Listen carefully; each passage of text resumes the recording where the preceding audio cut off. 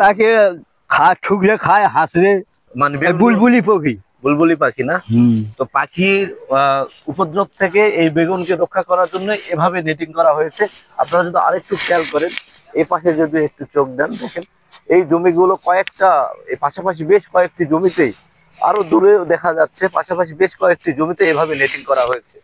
তবে এই নেটিংটা যে বড় ফাঁসযুক্ত জাল দিয়ে করা হয়েছে, এটা যদি না করে ছোট যেই নেট রয়েছে, খুবই ছোট ছোট ফাঁস, যেটাকে বলা হয় মশারির ফাঁস, সেই ফাঁসের যুক্ত নেট দিয়ে যদি নেটিং করা হয়, তাহলে কিন্তু এই বেগুনের আর কোনো কীটনাশক স্প্রে করতে হবে না।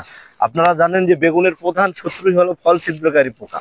আপনারা যদি সেই নেট দিয়ে, নীল কালার ওই নেটটা দিয়ে যদি নেটিং করেন, তাহলে ফল ছিদ্রকারী পোকার কোনো আক্রমণ হবে না। ছোট ছিদ্রযুক্ত ফাঁসের জাল দিয়ে যদি নেটিং করেন, তাহলে পোকা, পাখি প্লাস পোকা দুটার হাত থেকে ফসলকে রক্ষা করতে পারবে।